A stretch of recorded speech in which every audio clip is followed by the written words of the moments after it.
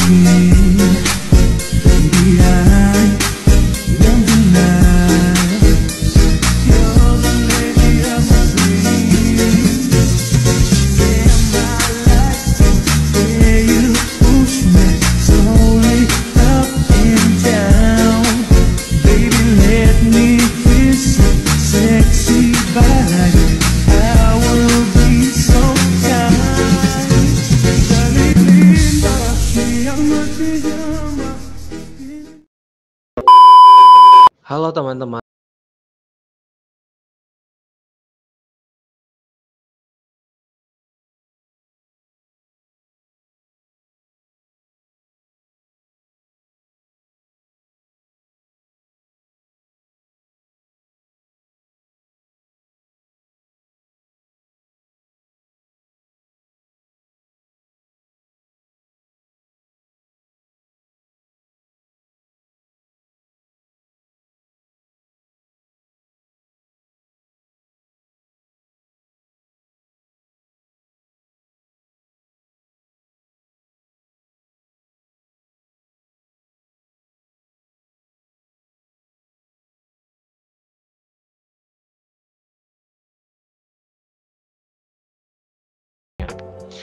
Selanjutnya yaitu pengertian Shell and Tube Heat Exchanger.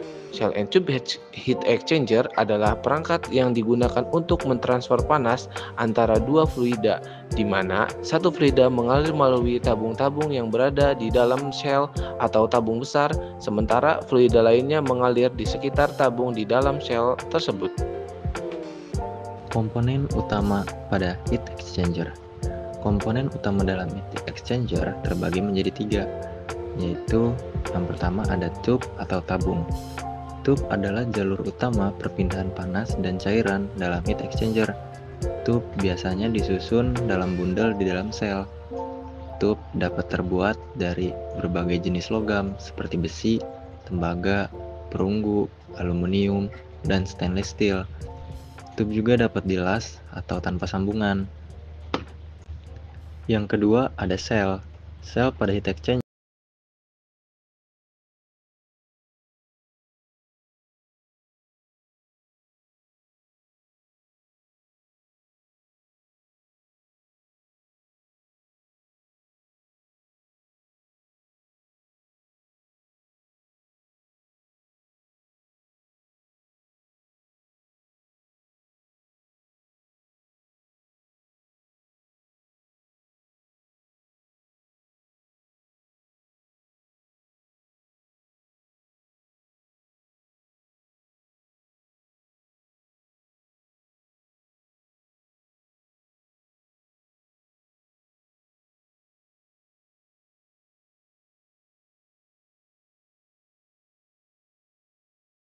kerja akan masuk melalui sel, sehingga tube akan berubah temperatur karena pengaruh aliran fluida dari sel.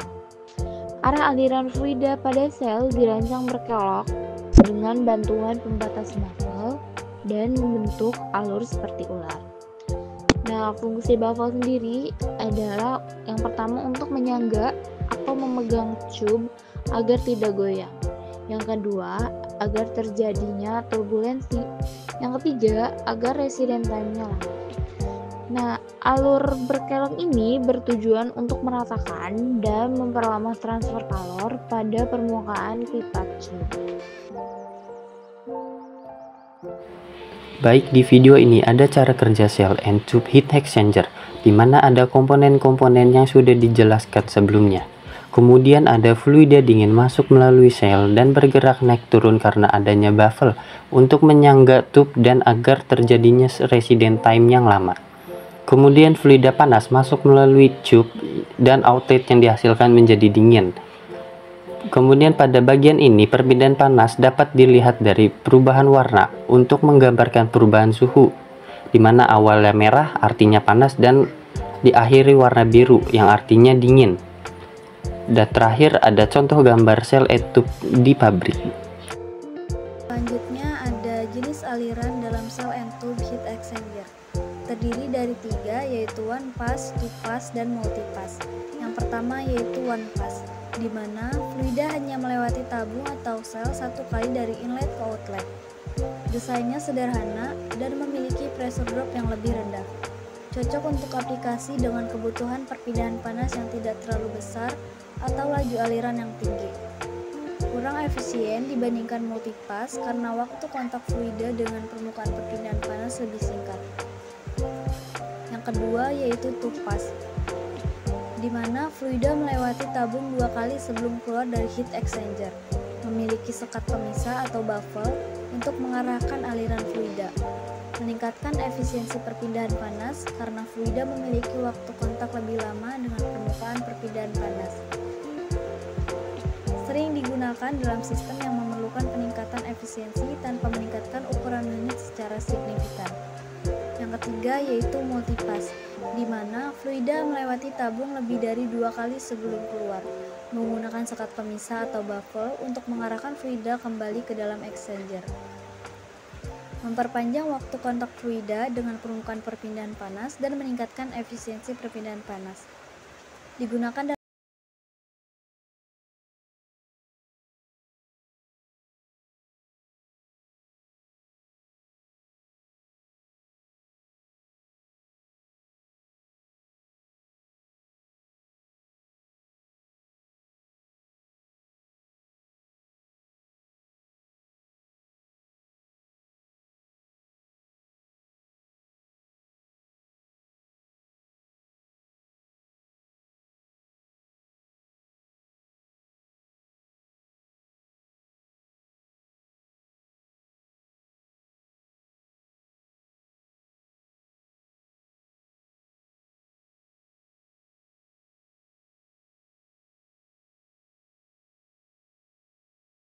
lebih besar sepanjang exchanger.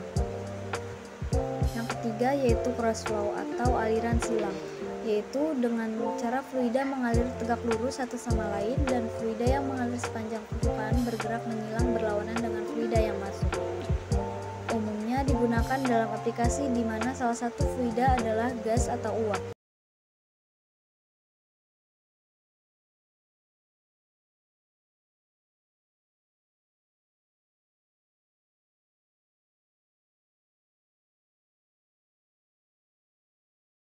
Tube heat exchanger. Yang pertama adalah kapasitas transfer panas tinggi. Cell and tube heat exchanger memiliki luas permukaan yang besar, memungkinkan efisiensi tinggi dalam mentransfer panas antara dua fluida. Selain itu, dapat digunakan dalam sistem dengan suhu dan tekanan tinggi tanpa mengurangi kinerjanya. Yang kedua adalah fleksibilitas. Alat ini bisa digunakan untuk berbagai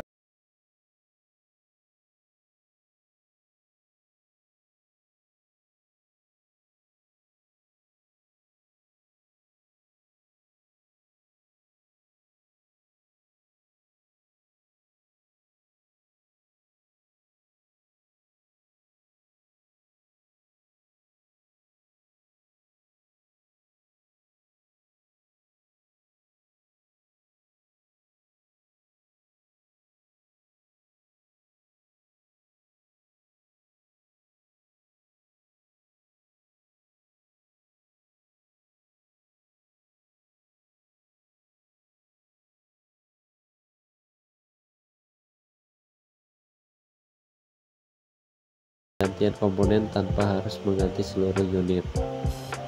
Yang kelima, menangani fluktuasi aliran. Cell and tube heat exchanger dapat beroperasi dengan stabil meskipun terjadi perubahan suhu dan tekanan secara mendadak. sehingga ideal untuk sistem dengan kondisi operasi yang tidak selalu konstan. Yang keenam, kinerja konsisten dalam kondisi ekstrim. Alat ini dirancang untuk bekerja dengan baik dalam lingkungan ekstrim seperti suhu sangat tinggi atau rendah serta fluida yang sangat korosif. Hal ini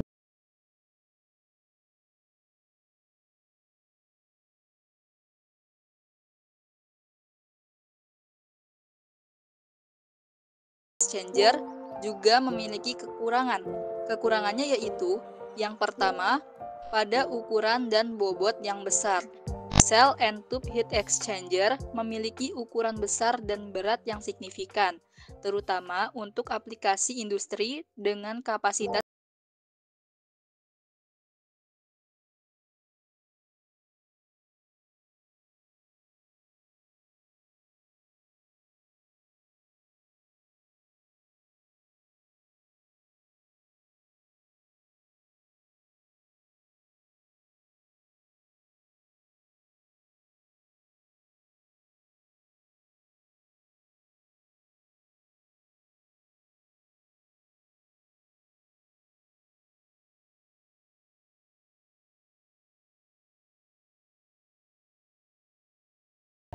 Jika terjadi kerusakan, biaya perbaikan atau penggantian komponen bisa sangat tinggi, terutama jika tabung mengalami kebocoran atau kerak yang menumpuk di dalamnya. Yang keempat, biaya pembuatan yang tinggi. Material yang digunakan untuk pembuatan heat exchanger ini, seperti baja tahan karat atau paduan logam lainnya, bisa sangat mahal. Selain itu, proses fabrikasi yang rumit menambah biaya produksi.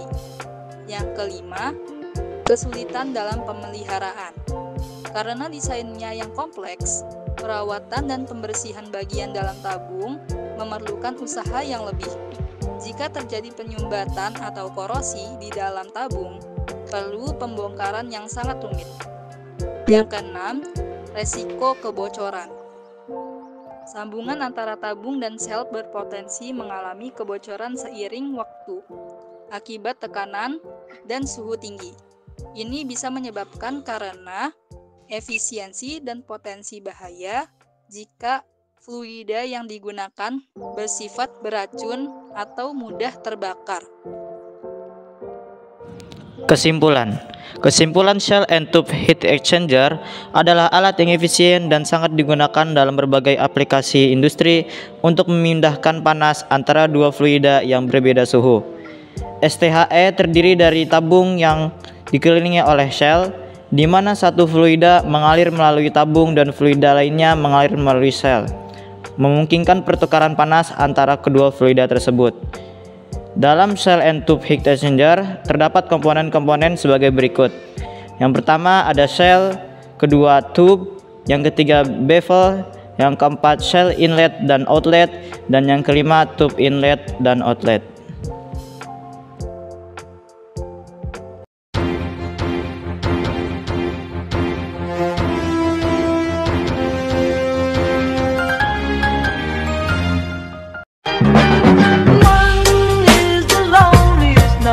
That you'll ever do.